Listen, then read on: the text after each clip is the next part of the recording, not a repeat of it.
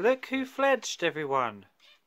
So this is the baby with the splayed leg. Obviously I've taken the sponge off now. His legs aren't perfect, but you can see he is. So this is the good leg nearest us. This was the bad leg. You can see it's kind of still out, but he is managing to grip with it, or she. And I'm just thrilled. And I just literally came this morning and he'd flown the nest. It's a beautiful, beautiful coloured baby. You can see there's some yellow in the wings and on the tail, and then this beautiful blue. So I think we have pulled together and we've managed to save this little budgie. So thank you all so much for your comments about leg splinting and getting this little one better, because it's worked. And this little baby now has a life. And will be able to fly around and roost and be perfectly happy. So thank you so much for your help. And I love it.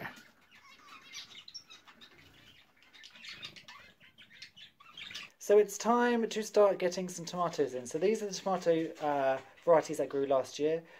Alicante and Costaluto Fiorentino, and I'm putting them into the heated propagator. Again, if they're inside on a warm windowsill, you probably don't need that as much. Now this tray has been used for previous things. You can see there is a little, come on this way out of the light, there is a old coriander seed here. Now this is seed compost, and the fact that things have germinated in it before doesn't really matter because they're in it for such a small amount of time before they're pricked out.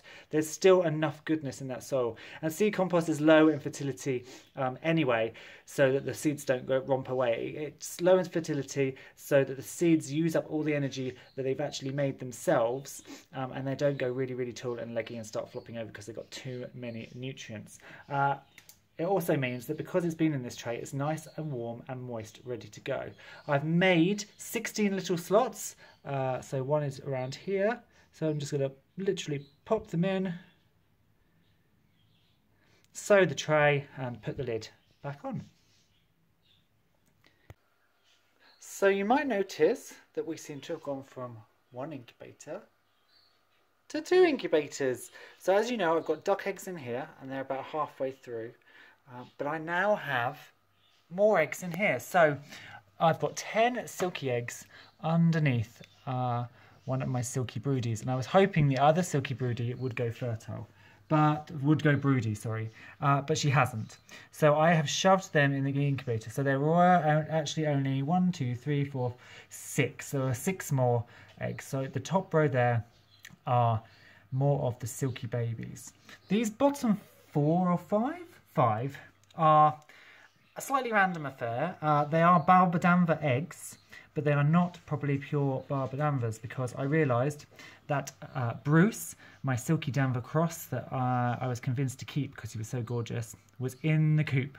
So these eggs were laid, and I was going to throw them out or eat them because I had no use for them. But then I suddenly thought, well, why not just hatch them and see what we get? So they're a Danva crossed with a silky Danva cross. So we will see what happens to those eggs. They're due to hatch in about 2 weeks. They've been on for about a week, maybe. And these, as I say, are halfway through. So we've got now 2 incubators on the go.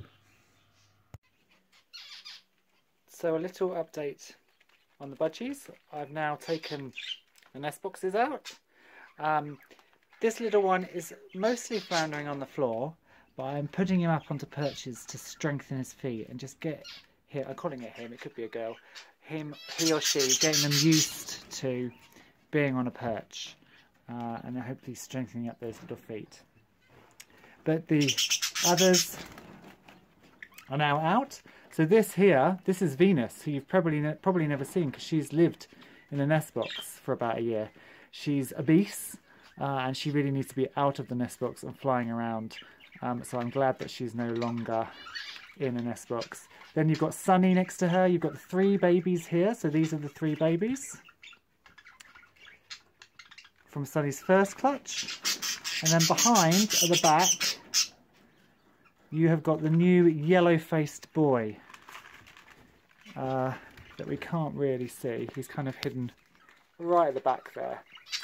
Pluto is now being taken out, and Pluto is up here with his new girlfriend. I did want to get a box cage for them, but there were none for sale at the show, so I'm just having to make do with what I've got. So they've got a big cage, and then they've got a nest box tacked on the end. But for now, I'm glad that these babies and these budgies are now in this free aviary. When I get a chance, and when the weather warms up, I will actually take this entire flight outside and paint it and give it a once over, because you can see at the moment it's quite old, and you can see marks along the back where the wood's sort of warped and stuff. So it does need a good paint. But for now, all the birds are out, the nest boxes are out, and this little baby, I'm hoping, will soon learn how to perch, and we'll be fine. So I just wanted to catch you up with a few of my seedlings that I've got on the go. The main ones are these here, are my aubergines and my peppers.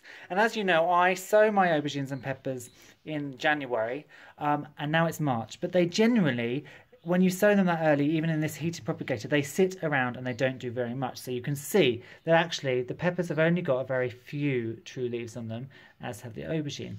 Now, you might think, well, I could just sow them later. But what I found is these ones, although they're basically kind of sitting almost dormant and growing very slowly, once the weather gets going, they will romp off very quickly when they're given some warmth. Whereas if I sowed now, for example, they'll be quite slow growing and won't have any decent growth on them until the end of April almost. Whereas these ones have already got a kick start, so they're ready to go.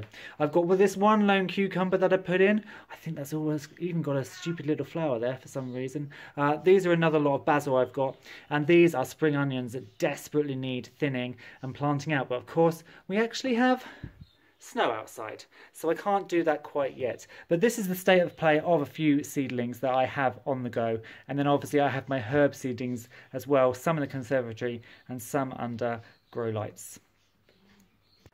Well, as you can see, we have been hit by more snow. We've had a mini beast from the east. This is only supposed to last a couple of days, but amongst all of this snow we have signs of life. So look here, we have a nice little broad bean. So all my broad beans are in here, and I've just realised somebody's been digging them up, look. Because this one's been dug up, so I'm going to replant that. It might be the fox looking for food.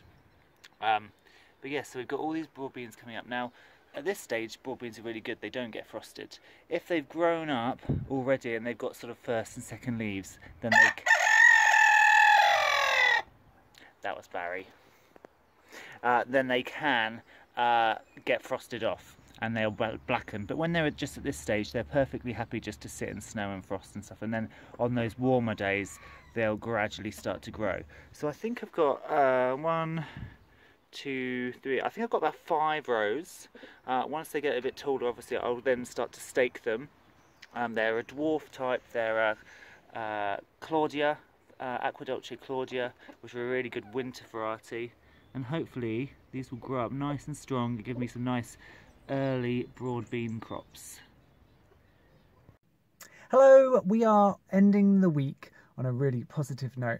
So a few of you might have seen my Instagram about sheep, and this year I do really want to get sheep. So today, on a really, really cold Sunday, I've come up to Suffolk to meet somebody that I met on Instagram to see her Suffolk sheep and her Suffolk mules. So we're going to go and see them in the field and see the difference. So I'm really excited. They're so nice.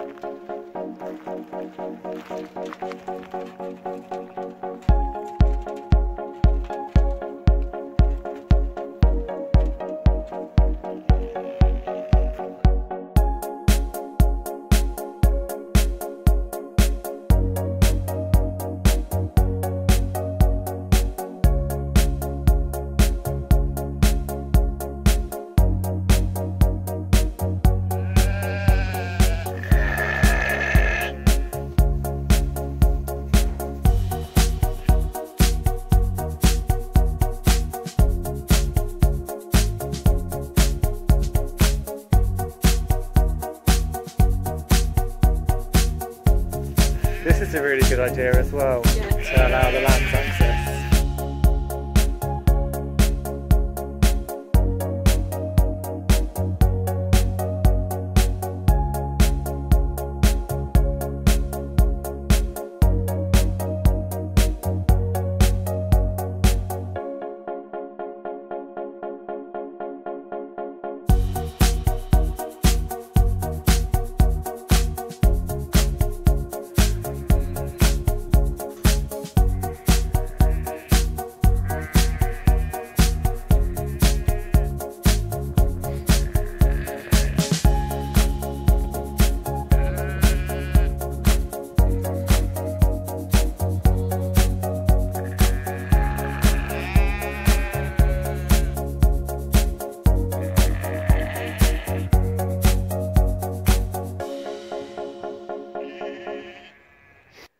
Well, that was super cool. So I just met up with Emily. She's been farming for a year and a half with those ewes. So she's got South Downs and she's got Suffolks.